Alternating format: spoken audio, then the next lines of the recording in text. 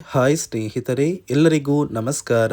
ನೋಡಿ, ಗೃಹಲಕ್ಷ್ಮಿ ಯೋಜನೆಯ ಪ್ರತಿಯೊಂದು ಫಲಾನುಭವಿಗಳಿಗೆ ಸರ್ಕಾರ ಭರ್ಜರಿ ಗುಡ್ಡಿಸ್ನ ಕೊಟ್ಟಿದ್ದು, ನಿಮ್ಮ ಬ್ಯಾಂಕ್ ಖಾತೆಗೆ 32ನೇ ಕಂತು, 31ನೇ ಕಂತು ಹಾಗೂ 30ನೇ ಕಂತು ಈ 3 ತಿಂಗಳ 6,000 ಹಣನ ಸರ್ಕಾರ ಜಮಾ ಮಾಡುವುದಾಗಿ ಭರ್ಜರಿ ಗುಡ್ಡಿಸ್ನ ಕೊಟ್ಟಿದ್ದು, ಈಗಾಗಲೇ ಫಲಾನುಭವಿಗಳಿಗೆ ಹಣ ಜಮಾ ಆಗೋದಕ್ಕೆ ಶುರುವಾಗಿದೆ. ಆದರೆ 3 ಲಕ್ಷಕ್ಕಿಂತ ಅಧಿಕ ಮಹಿಳೆಯರಿಗೆ ಇನ್ನು ಮುಂದೆ ಗೃಹಲಕ್ಷ್ಮಿ ಹಣ ಬರ್ತಾ ಇಲ್ಲ. ನಿಮ್ಮ ಬ್ಯಾಂಕ್ ಖಾತೆಗೆ ಬರಬೇಕು ಅಂದರೆ ನೀವು ಏನು ಮಾಡಬೇಕು ಅಂತ ತಿಳಿಸ್ಕೊಡ್ತೀನಿ. ಮತ್ತು ಸರ್ಕಾರದಿಂದ ಈಗಾಗಲೇ 6,000 ಹಣ ಬಂದಿರೋದಕ್ಕೆ ಪ್ರೂಫ್ ಆಗಿ ಬ್ಯಾಂಕಿಂದ ಬಂದಿರುವ ಮೆಸೇಜ್ ಕೂಡ ತೋರಿಸ್ತಾ ಇದ್ದೀನಿ. ಇದೇ ರೀತಿ ನಿಮ್ಮ ಬ್ಯಾಂಕ್ ಖಾತೆಗೆ ಸರ್ಕಾರ ಈ 3 ತಿಂಗಳ 6,000 ಗೃಹಲಕ್ಷ್ಮಿ ಹಣನ ಇಂದು ಗುರುವಾರ ಜೂನ್ 4ರಿಂದ ಕರ್ನಾಟಕದ 27 ಜಿಲ್ಲೆಗಳಿಗೆ 3 ಹಂತಗಳಲ್ಲಿ ಬೆಳಗ್ಗೆ 11 ಗಂಟೆಯ ಸಮಯಕ್ಕೆ ಜಮಾ ಮಾಡ್ತಾ ಇದೆ. ಅದೇ ರೀತಿ ರೇಷನ್ ಕಾರ್ಡ್ ದಾರರಿಗೂ ಕೂಡ ಸರ್ಕಾರ 3 ಭರ್ಜರಿ ಗುಡ್ಡಿಸ್ನ ಕೊಟ್ಟಿದೆ ಮತ್ತು ಹೊಸ ರೇಷನ್ ಕಾರ್ಡ್ಗೆ ಅರ್ಜಿ ಕೂಡ ಸ್ವೀಕಾರ ಮಾಡ್ತಾ ಇದೆ. ಹಾಗಾದ್ರೆ ಸರ್ಕಾರ ಏನೆಲ್ಲ ಮಾಹಿತಿ ಕೊಟ್ಟಿದೆ ಅಂತ ನಾನು ನಿಮಗೆ ತಿಳಿಸ್ಕೊಡ್ತಾ ಇದ್ದೀನಿ. ಅದಕ್ಕಿಂತ ಮೊದಲು ನೋಡಿ ವೀಕ್ಷಕರೇ, ನೀವೇನಾದ್ರೂ ನನ್ನ ಚಾನಲ್ನ ಸಬ್ಸ್ಕ್ರೈಬ್ ಆಗಿಲ್ಲ ಅಂದರೆ ದಯವಿಟ್ಟು ಪ್ರತಿಯೊಬ್ಬರು ಚಾನಲ್ನ ಸಬ್ಸ್ಕ್ರೈಬ್ ಮಾಡ್ಕೊಳ್ಳಿ, ಹಾಗೆ ವಿಡಿಯೋಗೆ ಒಂದು ಲೈಕ್ನ ಕೊಡಿ. ಹೌದು ವೀಕ್ಷಕರೇ, ಸರ್ಕಾರ ಪ್ರತಿಯೊಂದು ಗೃಹಲಕ್ಷ್ಮಿ ಯೋಜನೆಯ ಫಲಾನುಭವಿಗಳಿಗೆ ಒಟ್ಟಿಗೆ 3 ತಿಂಗಳ 6,000 ಹಣನ ಜಮಾ ಮಾಡುವುದಾಗಿ ಭರ್ಜರಿ ಗುಡ್ಡಿಸ್ನ ಕೊಟ್ಟಿದೆ. ನಿಮ್ಮ ಬ್ಯಾಂಕ್ ಖಾತೆಗೆ ಜೂನ್ ತಿಂಗಳ 32ನೇ ಕಂತು, ಮೇ ತಿಂಗಳ 31ನೇ ಕಂತು ಹಾಗೂ ಏಪ್ರಿಲ್ ತಿಂಗಳ 30ನೇ ಕಂತು ಒಟ್ಟು 3 ತಿಂಗಳ ಗೃಹಲಕ್ಷ್ಮಿ ಯೋಜನೆಯ 6,000 ಹಣ ಫಲಾನುಭವಿಗಳಿಗೆ ಈಗಾಗಲೇ ಜಮಾ ಆಗಿದೆ. ಹಣ ಬಂದಿರೋದಕ್ಕೆ ಪ್ರೂಫ್ ಆಗಿ ಒಂದು ಬ್ಯಾಂಕಿಂದ ಬಂದಿರುವ ಮೆಸೇಜ್ನ ಕೂಡ ನಾನು ನಿಮಗೆ ತೋರಿಸಿದ್ದೆ. ಇದೇ ರೀತಿ ನೀವು ಹಣ ಪಡಿಬೇಕು ಅಂದರೆ ಆದಷ್ಟು ಬೇಗ ಗೃಹಲಕ್ಷ್ಮಿಗೆ ಮರು ಅರ್ಜಿನ ಹಾಕಬೇಕು ಮತ್ತು ಸರ್ಕಾರ ಜಾರಿಗೆ ತಂದಿರುವ ಹೊಸ ನಿಯಮಗಳನ್ನ ಪಾಲಿಸಬೇಕು. ಹಾಗಾದರೆ ಸರ್ಕಾರದಿಂದ ಯಾರಿಗೆಲ್ಲ ಹಣ ಬಂದಿದೆ, ಯಾರಿಗೆಲ್ಲ ಕ್ಯಾನ್ಸಲ್ ಆಗಿದೆ ಅಂತ ನಾನು ನಿಮಗೆ ತಿಳಿಸ್ಕೊಡ್ತೀನಿ. ಅದಕ್ಕಿಂತ ಮೊದಲು ಇಂದು ಗುರುವಾರ ಜೂನ್ 4ರಿಂದ ಕರ್ನಾಟಕದ 27 ಜಿಲ್ಲೆಗಳಿಗೆ 3 ಹಂತಗಳಲ್ಲಿ ಬೆಳಗ್ಗೆ 11 ಗಂಟೆಯ ಸಮಯಕ್ಕೆ ಸರ್ಕಾರ ಈ 6,000 ಗೃಹಲಕ್ಷ್ಮಿ ಹಣನ ಜಮಾ ಮಾಡ್ತಾ ಇದ್ದು, ಮೊದಲ ಹಂತದಲ್ಲಿ ಬೆಂಗಳೂರು ನಗರ, ಬೆಂಗಳೂರು ಗ್ರಾಮಾಂತರ, ರಾಮನಗರ, ಚಿಕ್ಕಬಳ್ಳಾಪುರ, ಚಿತ್ರದುರ್ಗ, ದಾವಣಗೆರೆ, ಕೋಲಾರ, ಶಿವಮೊಗ್ಗ, ತುಮಕೂರು, ಬಾಗಲಕೋಟೆ, ಬೆಳಗಾವಿ ಮತ್ತು ವಿಜಯಪುರ ಈ ಜಿಲ್ಲೆಗಳಿಗೆ ಮೊದಲ ಹಂತದಲ್ಲಿ ಹಣ ಬರ್ತಾ ಇದೆ.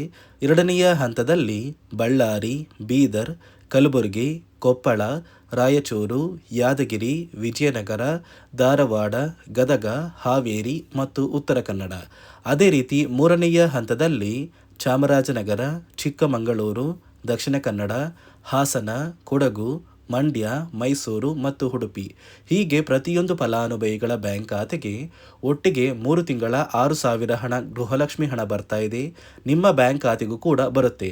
ಆದರೆ ನೀವು ಎಷ್ಟು ಬೇಗ ಮರು ಅರ್ಜಿನ ಹಾಕ್ತೀರಾ ಅಷ್ಟು ಬೇಗ ಗೃಹಲಕ್ಷ್ಮಿ ಹಣನ ಪಡ್ಕೋತೀರಾ ಮತ್ತು ಸರ್ಕಾರ ಜಾರಿಗೆ ತಂದಿರುವ ಹೊಸ ನಿಯಮಗಳನ್ನ ಕಡ್ಡಾಯವಾಗಿ ಪಾಲಿಸಬೇಕು.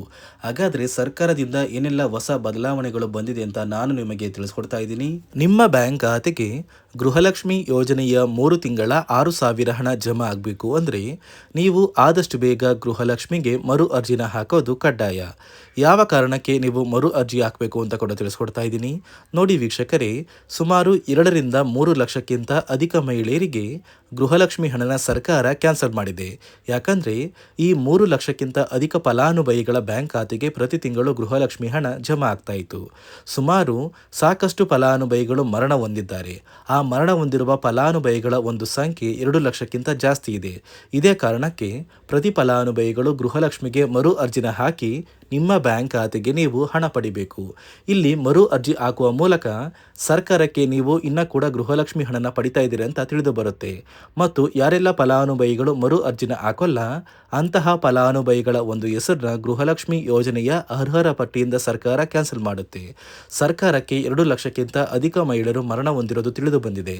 ಇದೇ ಕಾರಣಕ್ಕೆ ಈ ಜೂನ್ ತಿಂಗಳಲ್ಲಿ ಸರ್ಕಾರದಿಂದ ನೇಮಕಗೊಂಡಿರುವ ಕೆಲವು ಅಧಿಕಾರಿಗಳು ನಿಮ್ಮ ಮನೆ ಬಾಗಿಲಿಗೆ ಬಂದು ಪ್ರತಿ ಫಲಾನುಭವಿಗಳ ಒಂದು ದಾಖಲಾತಿಗಳನ್ನ ಮರುಪರಿಶೀಲನೆ ಮಾಡಿ ಮತ್ತೆ ಅರ್ಜಿನ ಹಾಕ್ಸ್ಕೊಂಡು ಹೋಗ್ತಾರೆ. ನಂತರ ನಿಮ್ಮ ಬ್ಯಾಂಕ್ ಖಾತೆಗೆ 3 ತಿಂಗಳ 6,000 ಹಣ ಬರುತ್ತೆ. ಅದೇ ರೀತಿ ಇನ್ನು ಮುಂದೆ ಪ್ರತಿ ವರ್ಷವೂ ಕೂಡ ನೀವು ವರ್ಷದ ಕೊನೆಯಲ್ಲಿ ಗೃಹಲಕ್ಷ್ಮಿಗೆ ನೀವು ಹೊಂದಿರುವ ಲೈಫ್ ಸರ್ಟಿಫಿಕೇಟ್ನ ಕೊಟ್ಟು ಅರ್ಜಿನ ಹಾಕಿದ್ರೆ ಮಾತ್ರ ಆ ಒಂದು ವರ್ಷದಲ್ಲಿ ಪ್ರತಿ ತಿಂಗಳು ಗೃಹಲಕ್ಷ್ಮಿ ಯೋಜನೆಯ 6,000 ಹಣ ಬರುತ್ತೆ. ಈಗಾಗಲೇ ಫಲಾನುಭವಿಗಳಿಗೆ ಗೃಹಲಕ್ಷ್ಮಿ ಹಣ ಜಮಾ ಆಗೋದಕ್ಕೆ ಸ್ಟಾರ್ಟ್ ಆಗಿದೆ.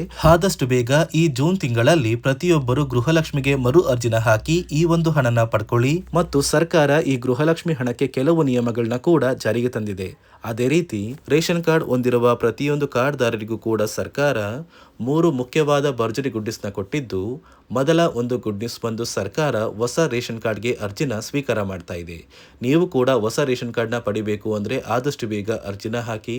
ಅದೇ ರೀತಿ ಎರಡನೆಯ ಒಂದು ಗುಡ್ ನ್ಯೂಸ್ ಬಂದು ನೋಡಿ ವೀಕ್ಷಕರೇ, ನಿಮ್ಮ ಒಂದು ರೇಷನ್ ಕಾರ್ಡ್ಗೆ ಸರ್ಕಾರದಿಂದ ಈ ಜೂನ್ ತಿಂಗಳಲ್ಲಿ 3 ತಿಂಗಳಿಗೆ ಬರುವಂತಹ 15 ರೀತಿಯ ಆಹಾರ ಪದಾರ್ಥಗಳನ್ನ ಸರ್ಕಾರ ಉಚಿತವಾಗಿ ಕೊಡ್ತಾ ಇದೆ. ಈ ಜೂನ್ ತಿಂಗಳಲ್ಲಿ ಸಿಗಬೇಕಾಗಿರುವಂತಹ ಇಂದಿರಾ ಕಿಟ್ ಮತ್ತು ಮೇ ತಿಂಗಳಲ್ಲಿ ನಿಮಗೆ ಬರಬೇಕಾಗಿರುವಂತಹ ಒಂದು ಇಂದಿರಾ ಕಿಟ್, ಅದೇ ರೀತಿ ಏಪ್ರಿಲ್ ತಿಂಗಳಲ್ಲೂ ಕೂಡ ನಿಮ್ಮ ಒಂದು ರೇಷನ್ ಕಾರ್ಡ್ಗೆ ಇಂದಿರಾ ಕಿಟ್ನ ಕೊಟ್ಟಿಲ್ಲ. ಒಟ್ಟು 3 ತಿಂಗಳ 15 ಆಹಾರ ಪದಾರ್ಥಗಳನ್ನ ಸರ್ಕಾರ ಪ್ರತಿ ಕಾರ್ಡ್ದಾರರಿಗೆ ವಿತರಣೆ ಮಾಡ್ತಾ ಇದೆ. ಮೂರನೆಯ ಒಂದು ಗುಡ್ ನ್ಯೂಸ್ ಬಂದು, ಇನ್ನು ಮುಂದೆ ನೀವು ಉಚಿತ ಅಕ್ಕಿ ಪಡಿಬೇಕು ಅಂದರೆ ಆ ಒಂದು ಬಯೋಮೆಟ್ರಿಕ್ ಮಷಿನ್ ಮೇಲೆ ಬೆರಳಿಡುವಂತಹ ಅವಶ್ಯಕತೆ ಇಲ್ಲ. ಯಾಕಂದ್ರೆ ಇದೀಗ ಸರ್ಕಾರ ನಿಮ್ಮ ಒಂದು ಬೆರಳು ಆ ಒಂದು ಮಷಿನಲ್ಲಿ ಎಂಟ್ರಿ ಆಗಿಲ್ಲ ಅಂದ್ರೂ ಕೂಡ ಆ ಒಂದು ಅಧಿಕಾರಿಗಳು ಪುಸ್ತಕದಲ್ಲಿ ನಿಮ್ಮ ಒಂದು ಹೆಸರನ್ನ ಬರ್ಕೊಂಡು ನಿಮ್ಮ ಕಾರ್ಡಿಗೆ ಅಕ್ಕಿನ ಕೊಡಬೇಕು ಅಂತ ಸರ್ಕಾರ ಆದೇಶ ಕೊಟ್ಟಿದ್ದು, ಈ 3 ಗುಡ್ ನ್ಯೂಸ್ನ ಪ್ರತಿಯೊಂದು ಫಲಾನುಭವಿಗಳಿಗೆ ಸರ್ಕಾರ ಕೊಡ್ತಾ ಇದೆ. ಇದರ ಜೊತೆಗೆ ನಿಮ್ಮ ಬ್ಯಾಂಕ್ ಖಾತೆಗೆ ಗೃಹಲಕ್ಷ್ಮಿ ಯೋಜನೆಯ ಹಣ ಇನ್ನು ಮುಂದೆ ಬರಬೇಕು ಅಂದರೆ 5 ರೀತಿಯ ಹೊಸ ನಿಯಮಗಳನ್ನ ನೀವು ಪಾಲಿಸಬೇಕು ಅಂತ ಸರ್ಕಾರ ಆದೇಶ ಕೊಟ್ಟಿದೆ. ಅದೇ ರೀತಿ ನೋಡಿ ಸ್ನೇಹಿತರೆ, ಈ ಬಾರಿ ಸುಮಾರು 3 ಲಕ್ಷಕ್ಕಿಂತ ಅಧಿಕ ಫಲಾನುಭವಿಗಳ ಬ್ಯಾಂಕ್ ಖಾತೆಗೆ ಸರ್ಕಾರ ಗೃಹಲಕ್ಷ್ಮಿ ಯೋಜನೆಯ ಹಣನ ಜಮಾ ಮಾಡ್ತಾ ಇಲ್ಲ. ಕಾರಣ ಏನು ಅಂದರೆ, ನಿಮ್ಮ ಬ್ಯಾಂಕ್ ಖಾತೆಗೆ ಡೆಬಿಟ್ ಮೂಲಕ ಹಣ ಜಮಾ ಮಾಡುವಂತಹ ಸಂದರ್ಭದಲ್ಲಿ ಸರ್ಕಾರ ಸಾಕಷ್ಟು ಫಲಾನುಭವಿಗಳ ಒಂದು ಬ್ಯಾಂಕ್ ಖಾತೆಗೆ ಹಣ ಜಮಾ ಮಾಡೋದನ್ನು ಕ್ಯಾನ್ಸಲ್ ಮಾಡಿದೆ. ಯಾಕಂದರೆ ಇತ್ತೀಚೆಗೆ ಹಣಕಾಸು ಇಲಾಖೆ ಜಾರಿಗೆ ತಂದಿರುವ 5 ನಿಯಮಗಳ ಆಧಾರದ ಮೇಲೆ ಪ್ರತಿಯೊಂದು ಫಲಾನುಭವಿಗಳಿಗೆ ಸರ್ಕಾರ ಈ ಒಂದು ಹಣನ ಜಮಾ ಮಾಡ್ತಾ ಇದ್ದು, ಯಾರೆಲ್ಲ ಫಲಾನುಭವಿಗಳು ಈ ನಿಯಮಗಳನ್ನ ಪಾಲಿಸಿಲ್ಲ ನಿಮ್ಮ ಬ್ಯಾಂಕ್ ಖಾತೆಗೂ ಕೂಡ ಹಣ ಜಮಾ ಆಗೋದಿಲ್ಲ. ಹಾಗಾದರೆ ಬನ್ನಿ ಸ್ನೇಹಿತರೆ, ಸರ್ಕಾರ ಜಾರಿಗೆ ತಂದಿರುವ ಆ 5 ಹೊಸ ನಿಯಮಗಳು ಏನು ಅಂತ ನಾನು ನಿಮಗೆ ತಿಳಿಸ್ಕೊಡ್ತಾ ಇದ್ದೀನಿ. ನೋಡಿ ಸ್ನೇಹಿತರೆ, ಮೊದಲನೆಯ ಒಂದು ನಿಯಮ ಬಂದು, ಸಾಕಷ್ಟು ಫಲಾನುಭವಿಗಳು ಹೊಂದಿರುವಂತಹ ಒಂದು ರೇಷನ್ ಕಾರ್ಡ್ ಏನಿದೆ, ಆ ಒಂದು ರೇಷನ್ ಕಾರ್ಡ್ನ ಮನೆಯ ಸದಸ್ಯರ ಪ್ರತಿಯೊಬ್ಬರ ಒಂದು ಆಧಾರ್ ಕಾರ್ಡ್ನ ನಿಮ್ಮ ರೇಷನ್ ಕಾರ್ಡ್ಗೆ ಕಡ್ಡಾಯವಾಗಿ ಲಿಂಕ್ ಮಾಡಿಸ್ಬೇಕು. ಅಂದರೆ ಈ ಒಂದು ಲಿಂಕ್ ಮಾಡಿಸುವಂತಹ ಒಂದು ಪ್ರೊಸೀಜರ್ಗೆ ಸರ್ಕಾರ KYC ಅಂತ ಕರೀತಾರೆ. ನಿಮ್ಮ ರೇಷನ್ ಕಾರ್ಡ್ಗೆ ಇನ್ನೂ ಸಹ KYC ಆಗಿಲ್ಲ ಅಂದರೆ ನಿಮ್ಮ ಬ್ಯಾಂಕ್ ಖಾತೆಗೆ ಸರ್ಕಾರ ಮುಂದಿನ ದಿನಗಳಲ್ಲಿ ಗೃಹಲಕ್ಷ್ಮಿ ಯೋಜನೆಯ ಹಣನ ಕ್ಯಾನ್ಸಲ್ ಮಾಡುತ್ತೆ. ಅದೇ ರೀತಿ ಎರಡನೆಯ ಒಂದು ನಿಯಮ ಬಂದು, ಸಾಕಷ್ಟು ಫಲಾನುಭವಿಗಳು ಕಳೆದ 3 ತಿಂಗಳಿಂದ ಸರ್ಕಾರದಿಂದ ಬರ್ತಾ ಇರುವಂತಹ ಒಂದು ರೇಷನ್ ಏನಿದೆ, ಅಂದರೆ ಉಚಿತ ಅಕ್ಕಿ ಏನಿದೆ, ಈ ಒಂದು ರೇಷನ್ನ ಪಡ್ಕೋತಾ ಇಲ್ಲ. ಒಂದು ವೇಳೆ ಕಳೆದ 3 ತಿಂಗಳಿಂದ ನೀವು ರೇಷನ್ನ ಪಡ್ಕೊಂಡಿಲ್ಲ ಅಂದರೆ ಸರ್ಕಾರ ನಿಮ್ಮ ಬಳಿ ಇರುವಂತಹ ಒಂದು ರೇಷನ್ ಕಾರ್ಡ್ನ ಕ್ಯಾನ್ಸಲ್ ಮಾಡುತ್ತೆ. ನಿಮ್ಮ ರೇಷನ್ ಕಾರ್ಡ್ನ ಸರ್ಕಾರ ಕ್ಯಾನ್ಸಲ್ ಮಾಡಿದ್ರೆ ನಿಮ್ಮ ಬ್ಯಾಂಕ್ ಖಾತೆಗೆ ಗೃಹಲಕ್ಷ್ಮಿ ಯೋಜನೆಯ ಹಣ ಇರ್ಬೋದು ಮತ್ತು ಸರ್ಕಾರದಿಂದ ಬರುವಂತಹ ಒಂದು ಸೌಲಭ್ಯಗಳನ್ನ ನೀವು ಕಳ್ಕೋಬೇಕಾಗುತ್ತೆ.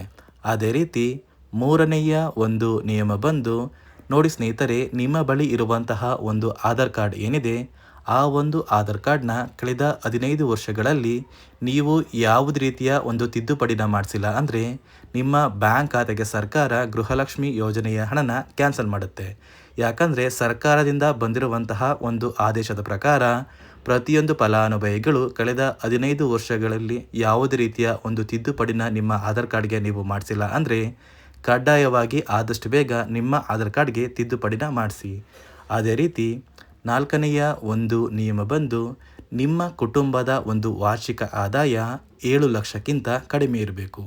ಒಂದು ವೇಳೆ ನಿಮ್ಮ ಕುಟುಂಬದ ವಾರ್ಷಿಕ ಆದಾಯ 7 ಲಕ್ಷಕ್ಕಿಂತ ಜಾಸ್ತಿ ಇದ್ದರೆ ನಿಮ್ಮ ಬ್ಯಾಂಕ್ ಖಾತೆಗೆ ಸರ್ಕಾರ ಗೃಹಲಕ್ಷ್ಮಿ ಯೋಜನೆಯ ಹಣನ ಕ್ಯಾನ್ಸಲ್ ಮಾಡುತ್ತೆ. ಅದೇ ರೀತಿ 5ನೆಯ ಒಂದು ನಿಯಮ ಬಂದು, ನಿಮ್ಮ ಕುಟುಂಬದ ಸದಸ್ಯರು ಅಥವಾ ಗೃಹಲಕ್ಷ್ಮಿ ಯೋಜನೆಯ ಫಲಾನುಭವಿಗಳು ಯಾರು ಕೂಡ ಸರ್ಕಾರಿ ನೌಕರರಾಗಿ ಕಾರ್ಯನಿರ್ವಹಿಸ್ತಾ ಇರಬಾರ್ದು. ಒಂದು ವೇಳೆ ನಿಮ್ಮ ಕುಟುಂಬದಲ್ಲಿ ಯಾರೇ ಆಗಿದ್ರೂ ಸರ್ಕಾರಿ ನೌಕರರಾಗಿ ಕಾರ್ಯನಿರ್ವಹಿಸ್ತಾ ಇದ್ದರೆ ನಿಮ್ಮ ಬ್ಯಾಂಕ್ ಖಾತೆಗೆ ಗೃಹಲಕ್ಷ್ಮಿ ಯೋಜನೆಯ ಹಣ ಕ್ಯಾನ್ಸಲ್ ಆಗುತ್ತೆ. ಈ 5 ನಿಯಮಗಳ ಆಧಾರದ ಮೇಲೆ ಪ್ರತಿಯೊಂದು ಫಲಾನುಭವಿಗಳಿಗೆ ಸರ್ಕಾರ ಹಣ ಜಮಾ ಮಾಡ್ತಾ ಇದೆ. ಒಂದು ವೇಳೆ ನೀವು ಈ 5 ನಿಯಮಗಳನ್ನ ಪಾಲಿಸಿಲ್ಲ ಅಂದ್ರೆ ನೀವು ಕೂಡ ಗೃಹಲಕ್ಷ್ಮಿ ಯೋಜನೆಯ ಹಣದಿಂದ ವಂಚಿತರಾಗಬೇಕಾಗುತ್ತೆ. ನೋಡಿ ವೀಕ್ಷಕರೇ, ಸರ್ಕಾರದಿಂದ ಪ್ರತಿ ಫಲಾನುಭವಿಗಳಿಗೆ ಇಂದು ಗುರುವಾರ ಜೂನ್ 4ರಂದು ಒಟ್ಟು 3 ತಿಂಗಳ 6,000 ಹಣನ ಪ್ರತಿ ಫಲಾನುಭವಿಗಳಿಗೆ ಜಮಾ ಮಾಡ್ತಾ ಇದೆ. ಆದಷ್ಟು ಬೇಗ ಗೃಹಲಕ್ಷ್ಮಿ ಹಣ ಬರುತ್ತೆ ಮತ್ತು ರೇಷನ್ ಕಾರ್ಡ್ದಾರರಿಗೂ ಕೂಡ 3 ಭರ್ಜರಿ ಗುಡ್ಡಿಸ್ನ ಕೊಟ್ಟಿದ್ದು, ಪ್ರತಿಯೊಬ್ಬರು ಹೊಸ ರೇಷನ್ ಕಾರ್ಡ್ಗೆ ಅರ್ಜಿ ಹಾಕಿ ಅಂತ ಹೇಳ್ತಾ ಇದಿಷ್ಟು ಸರ್ಕಾರದಿಂದ ಬಂದಿರುವ ಹೊಸ ಮಾಹಿತಿಯಾಗಿದೆ. ನಾನು ಕೊಟ್ಟಿರುವ ಮಾಹಿತಿ ನಿಮಗೆ ಇಷ್ಟ ಆಗಿದ್ದಲ್ಲಿ ದಯವಿಟ್ಟು ಪ್ರತಿಯೊಬ್ಬರು ನನ್ನ ಚಾನಲ್ನ ಸಬ್ಸ್ಕ್ರೈಬ್ ಮಾಡ್ಕೊಳ್ಳಿ, ಹಾಗೆ ವಿಡಿಯೋಗೆ ಒಂದು ಲೈಕ್ನ ಕೊಡಿ.